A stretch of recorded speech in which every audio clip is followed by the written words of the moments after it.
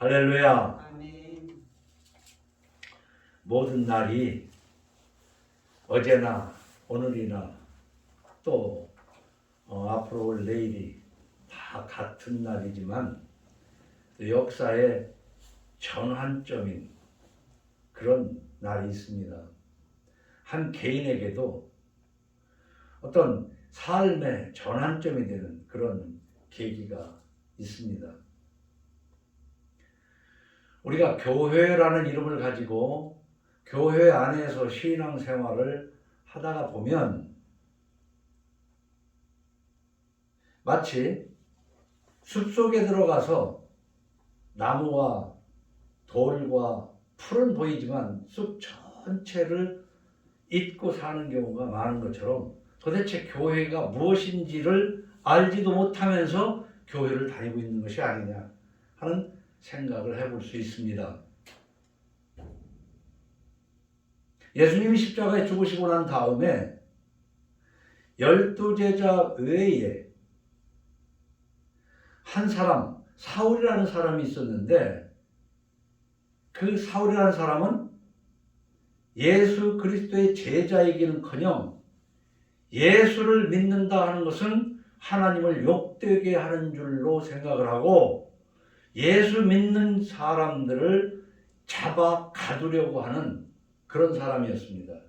그런데 다메섹이라는 곳에 예수 믿는 사람들이, 예수를 따르는 사람들이 많이 있다 하는 소식을 듣고 대제사장으로부터 체포할 권한을, 요즘으로 말하면 체포영장을 가지고 다메섹을 가던 도중에 십자가에 죽으시고 3일 만에 부활하신 예수 그리스도를 만납니다. 여기에서 예수 믿는 사람을 해하던 사울이라는 사람이 예수를 전하는 사람으로 변화가 되어버린 거예요. 이 기독교는 이러한 전환점에서 형성되는 것입니다. 이런 전환점이 없이 안 되는 거예요. 그래서 한 개인으로는요, 지난주에 요예서에서 이제라도, 지금이라도 회개하라, 그 하는 말씀에 새로운 전환점을 갖지 않으면 그나물의 그 밥이라는 것처럼 우리는 변화되지 못합니다.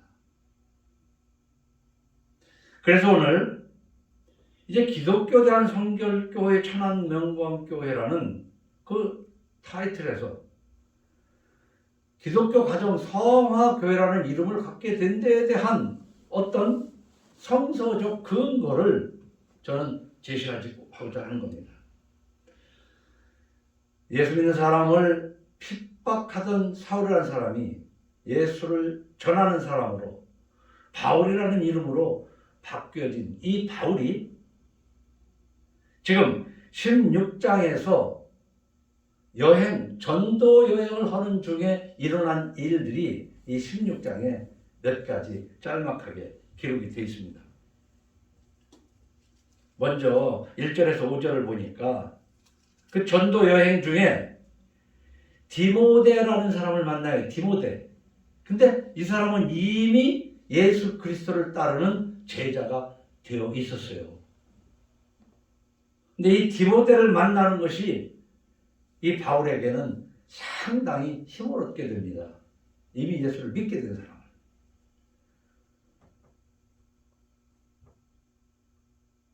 그래, 이 디모데를 만났는데 디모데를 성경에서는 뭐라고 설명하느냐면 다른 형제들에게 칭찬받는 자라 그랬어요. 우리가 이걸 세세하게 다 얘기하려면 한 시간, 예배 시간에 다 얘기할 수 없는데 사람은 칭찬을 받아야 됩니다. 근데 누구에게 칭찬을 받아야 되냐? 이 디모데는 예수 믿는 사람들에게 칭찬을 받는 사람들이다, 그런 얘기예요. 1절에서 5절의 얘기는. 그래, 바울뿐만 아니라 다른 사람들이 그 지역의 예수 믿는 사람들한테 작정한 규례를 지키게 했다. 그러니까 우리는요, 하나님의 말씀의 규례들을 듣고 작정을 해야 됩니다. 맨날 듣기만 하면 뭐 하겠어요? 아, 내가 이 말씀을 작정해야 되겠다. 거짓말하지 말라. 하나님이 계명에 적으셨으니 정말 내가 무슨 일이 있어도 거짓말하지 말아야 되겠다. 작정을 해야 돼요.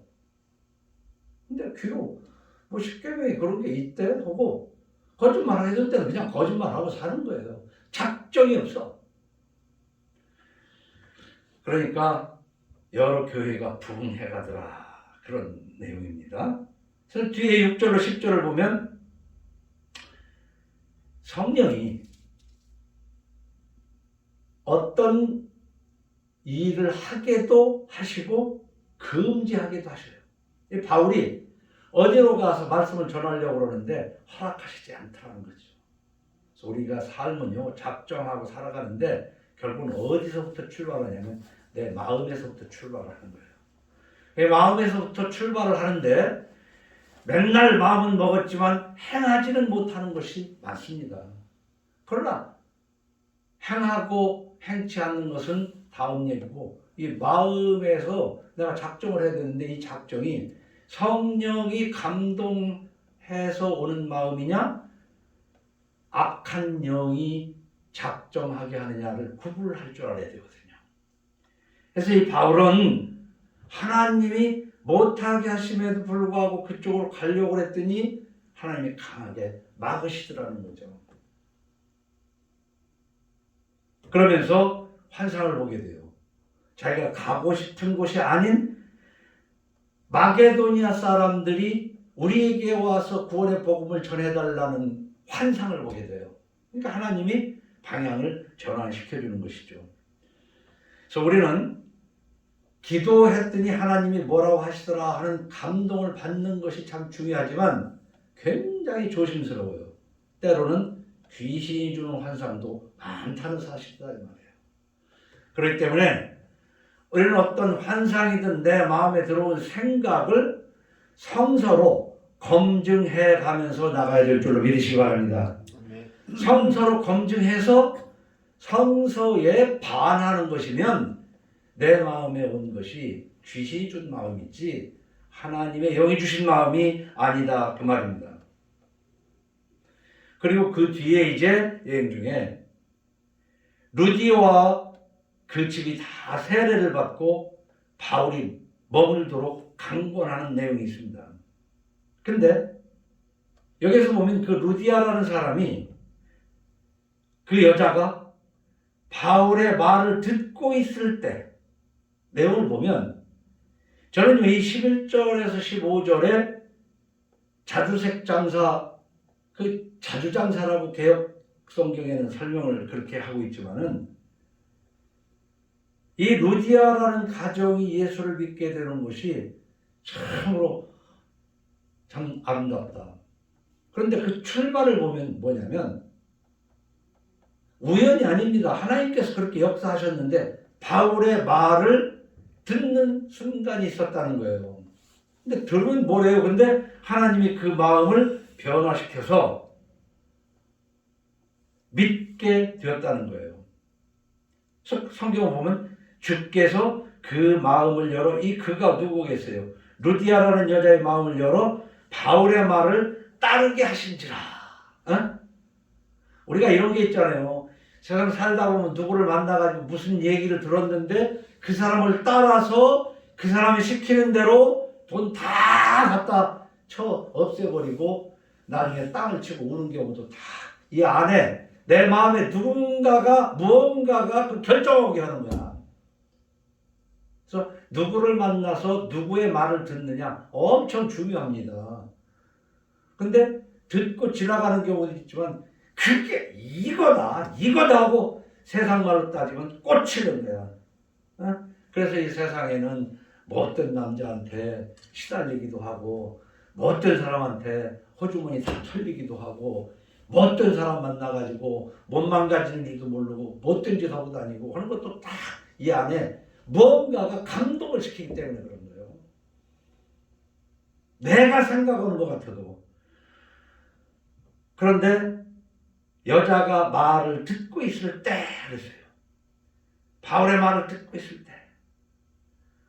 요즘으로 놓고 따지면 세상 밖에서도 그 사람 말을 듣고 있을 때지만 예배당이라는 곳에서 설교를 듣고 있을 때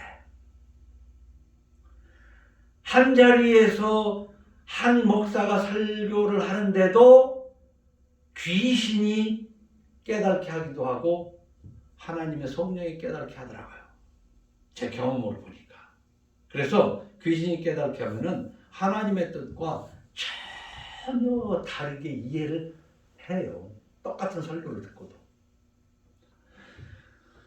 좌간 여기서 루디아는 바울의 말을 듣고 있을 때 하나님이 그 마음을 열어 바울의 말을 따르게 하셨을 뿐만 아니라 그 집이 다 세례를 받고 그 얘기는 뭐예요? 그 집이 교회가 되고 그랬단 말이에요. 그 집이 교회가 되고 이어서 바울이 머물도록 강권하더라 이거야. 하나님의 말씀을 가르침을 받는 자는 가르칠 자와 모든 좋은 것을 함께하라. 이런 권면이 있잖아요. 사실 그래요. 우리가 필요한 것을 배우는 사람한테는요. 아, 내가 그거라면 어디에다가 땅을 투기하면 돈 얼마 그 정보를 주는 사람한테 좋은 것을 함께 하잖아요. 에?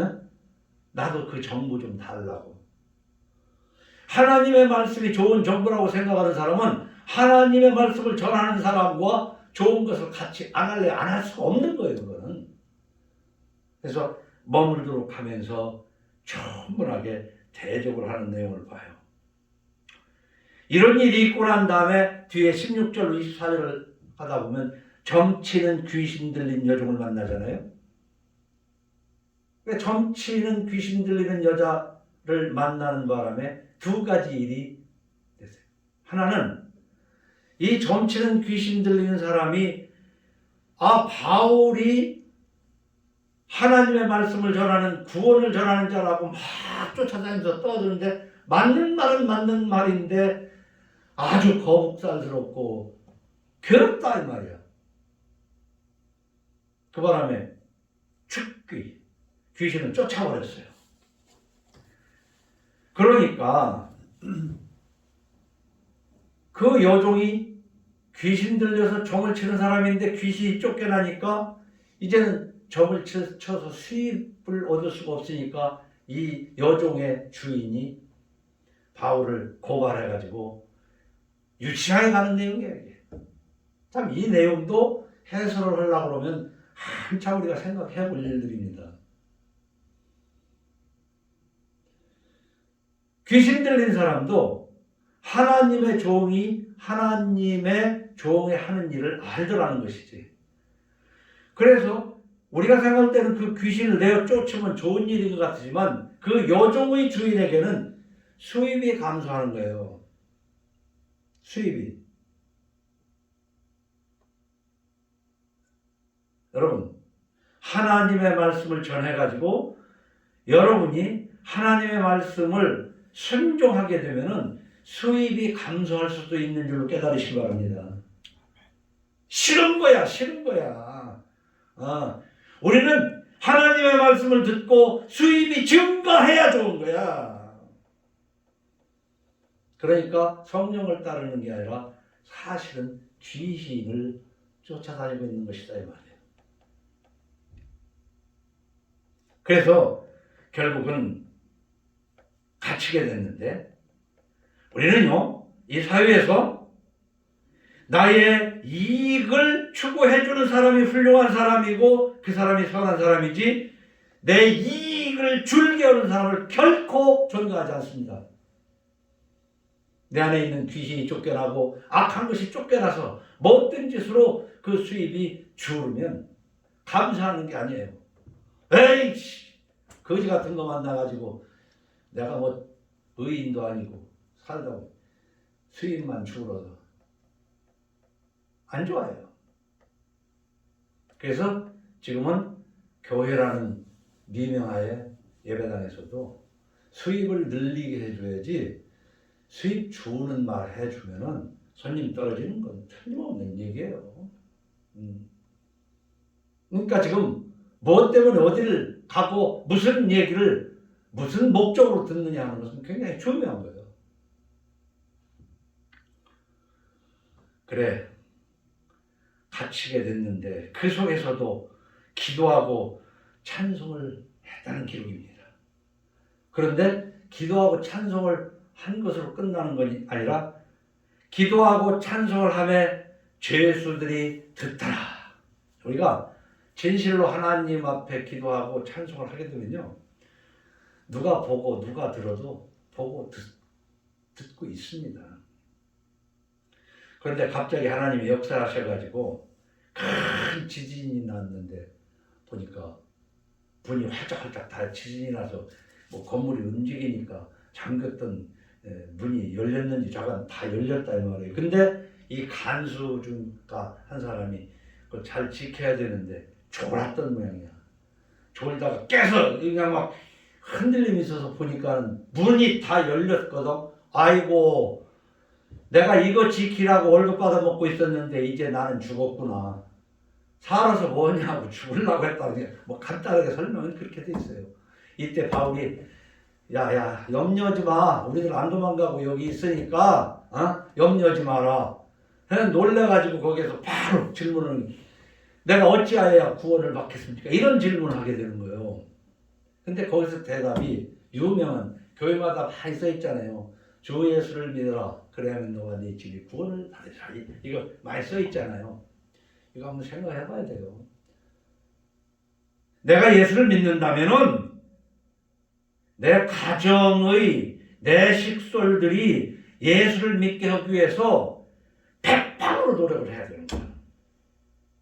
백방으로 노력해야 돼.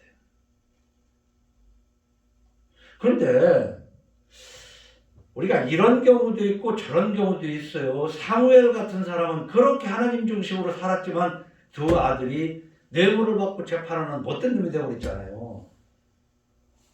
그러니까 참 딱히 말할 수는 없어요. 그러나 우리가 예수를 믿으면요, 가정이 교회가 돼야 됩니다.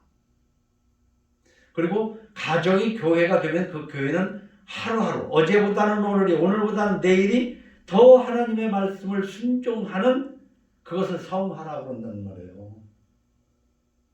제가 주장하는 것은 기독교 가정 성화되는 교회를 만들고 싶다는 것이지.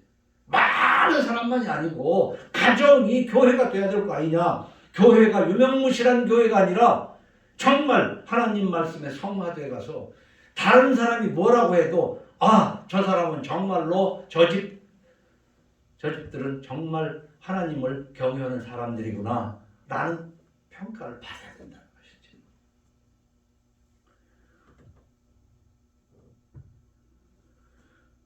그래, 내가 어떻게 해야 구원을 얻을까? 이 사람이 갑자기 왜 이런 것이 궁금했고 질문을 하게 됐는지 우리가 다 이어서 말할 수는 없으나 바울은 주 예수 믿으라. 그리하면 너와 네 집이 구원을 받으리라.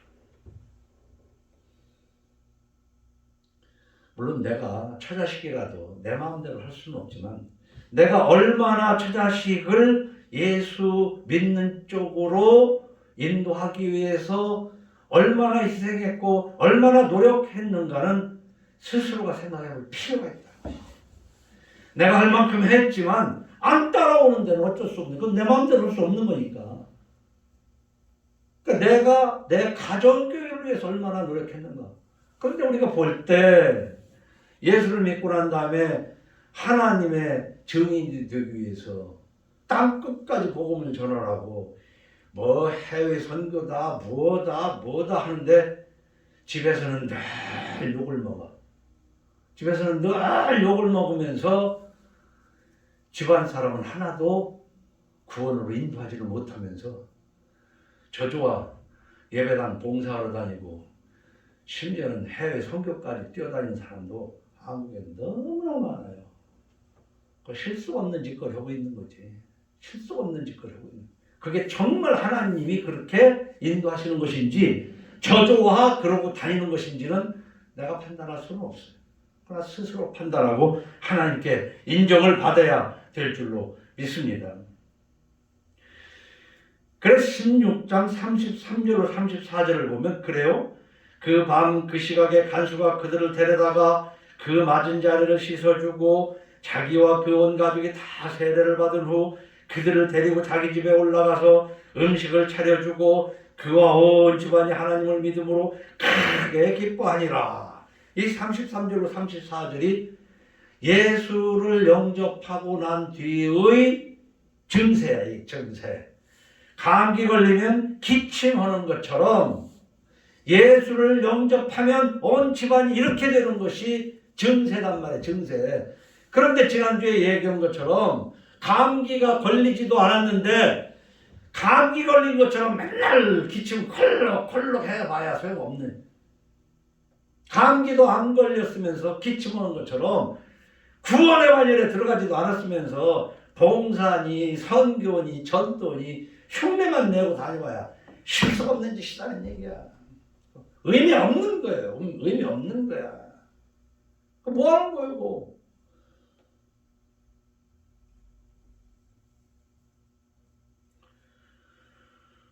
그러나 바울은 이렇게 한 가정이 변화됐을 때 그 간수들에게 위로를 받을 만큼 받았잖아요. 씻어주고 닦아주고 그러고 난 다음에도 이미 그 강가에서 기도하다가 만나 복음화된 루디아 가정을 방문하고 있는 거예요. 40절에 보니까 두 사람의 옥에서 나와 루디아의 집에 들어가서 형제들을 만나보고 위로하고 가니라. 그 예수 믿는 사람들을 신방하고 격려하는 거죠. 이 바울은 루디아 집에 들어갔다. 그래서 오늘 1절로 40절까지 꽤 길은 이 본문을 가지고 세세하게 다 하려면 뭐 몇 달을 걸쳐서도 할 수 있겠지만, 저는 기독교 대한성결교회 충청 지방의 천안 명광교회에 지난 지방회 때 폐쇄 서류를 냈고 이제 새로운 교회를 출발함에 있어서 이 사도행전 16장을 근거로 초대교회를 여러분들에게 보여드리는 겁니다. 이 초대교회가 성장해서 하나의 가톨릭이라는 어마어마하게 세계를 쥐고 흔드는 교회로 성장을 해버렸어요. 어마어마한 세계를 지배하는 기독교회가 됐다 이거예요. 그런데 그 하는 짓거리들은 귀신의 하수인 노릇을 했다. 전혀 성경과는 관계없는 짓거리를 했다는 거예요. 그래서 루터라는 사람에 의해서, 루터 이전에 많은 사람, 루터 이후에 여러 사람에 의해서 새로운 성서 중심의 교회로 바꿔질 거예요. 그게 종교개혁 아닙니까? 오늘 기독교사를 다 말할 수는 없지만 참 죄송합니다만 제가 신학박사 학위를 받기 위해서 한 것들이 한국 교회사, 세계 교회사, 교회사를 중심으로 해서 신학박사 학위를 받았어요. 교회사를 보면 교회는 거룩한 역사가 아닙니다. 더럽고 추잡하고 귀신에 들린 교회의 역사예요. 가톨릭에서 개신교로 나와 이 개신교가 그 교단이 수도 없이 많아요. 왜? 전부 다 우리 성서중, 그걸 나쁘게 생각하면 안 됩니다. 하나가 되는 것이, 마음이 하나 되는 것이 아니라 서로 자기 형편에 따라서 거기에서 하나님을 예배하다 보니까 어디에서 발생한 교회, 그런데 우리가 기독교에 대한 성결교회에 속해 있었는데 이 교회는 여러분이 알다시피 1907년에 정빈과 김상준이라는 두 사람이 서울의 무교동 12번지 지금 체육회관짜리 하고 그 옆에 북엇국 유명한 집이 있는데 그 근처에 한옥 하나를 사가지고 둘이 거기서 시작한 거예요. 두 사람이. 두 사람이 거기 시작해가지고 처음에는 복음전도관이라는, 예수를 전하는 전도관이라는. 근데 이 전도관이라는 이름이 박태순이 전도관을 해가지고 아주 그냥 세상을 떠들썩 그렇게 하는 바람에 전도관은 나쁜 걸로 생각하지만 전도하는 관, 집이에요. 두 사람이 시작한 거야. 그러다가 저기에다가 지교회를 세우다 보니까 지교회가 몇 개가 되니 사회적인 어떤 그 장치를 얻기 위해서 이제 법인화한 것이 단체입니다. 응? 지금도 교단을 법인으로 만들려고 그러면 100인 이상이면은 교단을 만드는 거예요. 근데 우리가 이 16장을 볼 때 굳이 교단이 있어야 되냐면 우리는 이걸 알아야 돼요. 역사는 반복되는 것인데 천하가 통일된 지 오래되면 나누어지고 나누어진 지 오래면 또한 통일되는 이 순환의 바퀴 속에서 사도행전 16장의 가정마다의 교회, 루디아의 교회, 간수의 교회, 간수집의 교회, 이렇게 가정교회가 아마 또 그들은 그들 나름대로 전도를 해가면서 함께 예배를 드려가면서 사도들이 하나의 교회로 묶어서 가톨릭을 만들 거예요. 커지면 지금까지 우리 역사를 보면 타락하게 돼 있어요.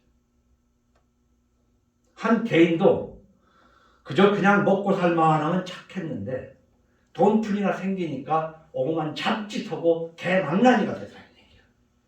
다 그런 건 아니지만. 그래서 지금 한국 교회도 커져서 문제야. 세계 교회도 커져서 문제가 돼. 커져서 문제가 돼. 그러면 작으면 다 오르냐? 꼭 그런 것도 아니에요. 그렇기 때문에 우리는 성경에 보면 이 성경은 하나님의 감동으로 된 것이기 때문에 보태도 안 되고 빼도 안 되는 것뿐만 아니라 사사로이 해석해서는 안 돼요. 우리가 살아가는 데 있어서 좋고 나쁜 게 따로 있는 게 아니에요. 왼쪽으로나 오른쪽으로나 너무 치우치면 안 되는 거예요. 그래놓고 볼 때 성스럽고 속스러운 게 따로 있는 게 아니에요. 돈이 성스러운 겁니까? 속스러운 겁니까? 성스럽게 쓰면 성스러운 것이고 그걸로 더러운 짓을 하면 더러운 돈인 거예요.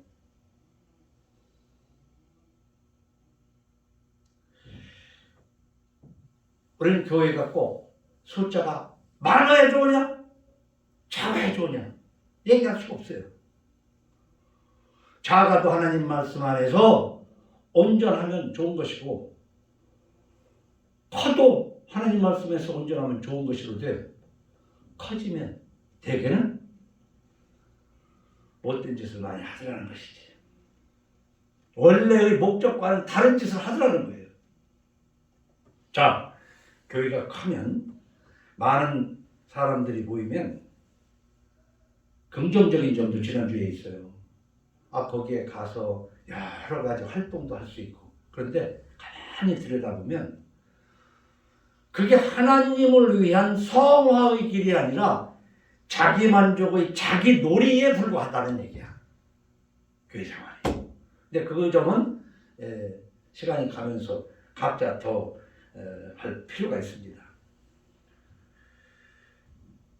그러나 한국교회는 넘치는 교회 재정 때문에 가정 성화교회가 아닌 예배당 성전화 되어버린 것을 저 혼자뿐만 아니라 많은 깨어있는 목사들은 그걸 지적을 하고 있는 거예요.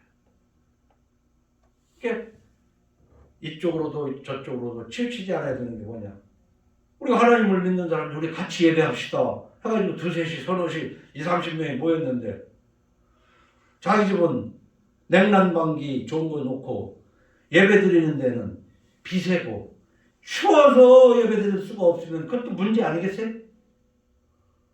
그러나 이게 쓸데없이 그 이상으로 그냥 헌금 걷어서 화롭게만 해놓고 거기에서 황제처럼 목사가 이미 황제가 되어버렸어요. 황제가. 그것이 옳으냐는 것이지. 응?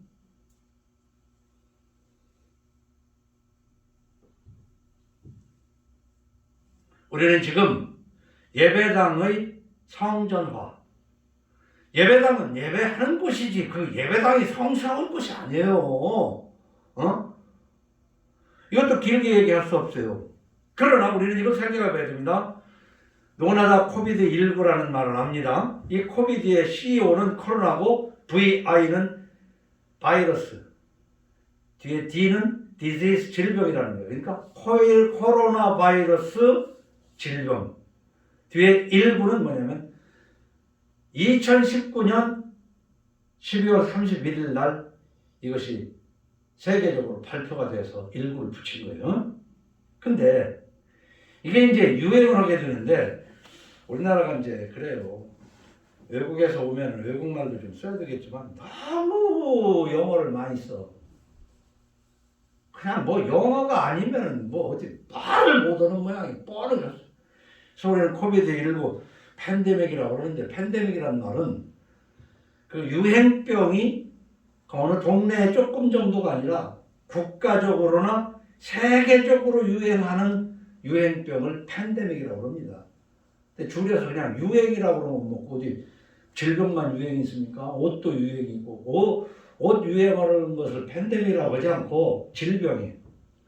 그래서 지금 세계적인 추세이기 때문에 코비드19 팬데믹이라고 그러는데 자 우리가 여기서 이걸 생각해보고 설교를 마칠까 합니다. 난 설교라고도 안 하고 이제는 강해라고 얘기를 하고 싶어요. 이미 얘기해왔는데 포스트 코로나 이 포스트는 또 뭐냐? 이후라는 뜻이야. 이후. 이 코로나19 이전과 코로나19 이후가 그 이전으로 돌아갈 수 있을까? 라는 것에 대해서 세계적으로 지금 문제가 있어요. 왜냐하면 너무나 일상이 바뀌어버렸으니까. 근데 저는 그렇게 생각해요. 그 말과 함께 뉴 노멀이라는 말이 있는데 뉴 노멀. 노멀은 무슨 뜻이냐? 정상을 노멀이라고 해요. 정상이 아닌 것은 앞에 AB를 붙여서 abnormal이라고 합니다. 근데 뉴를 붙였으니까 뭐냐면 새로운 정상. 뉴 노멀 시대가 왔다. 그렇게 얘기합니다. 코로나 이후에 새로운 정상이 왔다. 그 얘기는 뭐냐면 그전에는 비정상이었는데 이제는 그게 정상이 되는 거야. 그래서 지난주에 식사를 하면서 내가 박 권사님한테도 얘기했지만 우리가 한번 생각해보면 그래요. 우리가 유교적으로는요. 신체 발부는 수지부모라 해서 내 몸을 해치는 것은 불효하는 거거든. 그렇기 때문에 머리카락 하나도 제대로 안 자르고 상투를 틀어서 내 손톱 하나도 잘 상하지 않게 잘 보존하는데 일본 사람들이 와서 그거 이만 드글드글 하는데 잘라 하니까 이거 큰일 났다 이거야.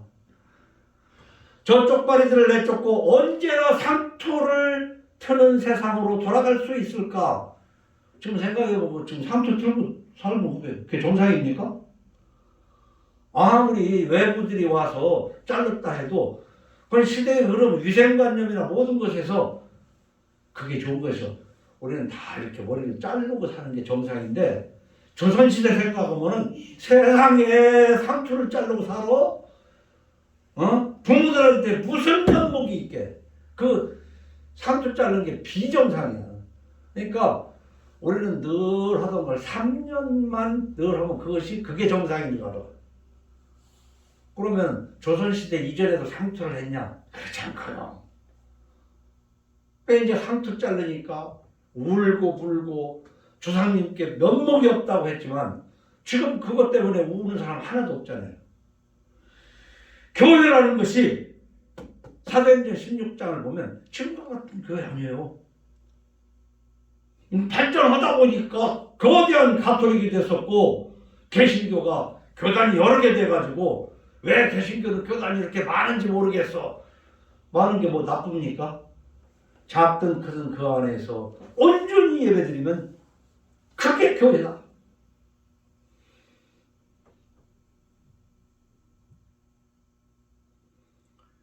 대형 교회 각 부서에서 만나고 봉사하고 그런 것들이 믿음이 최고라고 생각하고 또 그것이 긍정적인 측면으로도 없다고 볼 수는 없어요. 그러나 그것이 진정한 믿음이든가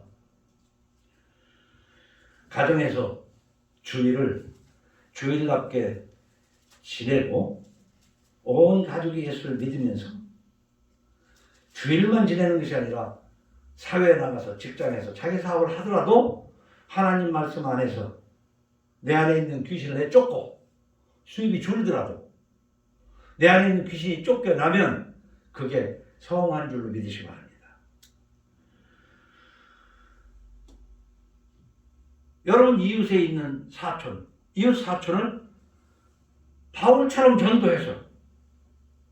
전도한 그 가정이 하나님 말씀 안에서 신생하고, 그러니까 새롭게 태어나고 하나님 말씀에 순종해서 성화가 된다면 난 그게 새로운 뉴 노멀이다. 이게 뉴 노멀이다. 상토를 해야만 부모에게 요구하는 줄 알고 지금 예배당이나 그럴듯하게 지어놓고 해야 하나님께 영광 돌리는 줄 알았지만 아니라는 것이죠. 그래서 기독교 역사를 자세하게는 아니라 하더라도 짧게 보면 사도행전 16장이 사도행전에서 세워진 가정교회가 성장해서 가톨릭이 됐고 가톨릭에서 오직 성서라는 이름으로 개신교가 많은 교단 중에 우리 성결교회도 처음에는 김상민과 정빈 두 사람이 무기동 12번지에서 시작한 교회야. 기도하겠습니다. 주님 감사합니다. 오늘도 주의 뜻 안에서 두세 사람이 예수 그리스도 이름으로 모여 하나님을 기쁘시게 하는 교회들이 각 가정마다 세워지게 하여 주옵소서. 감사하고 예수님 이름으로 기도하옵나이다. 아멘.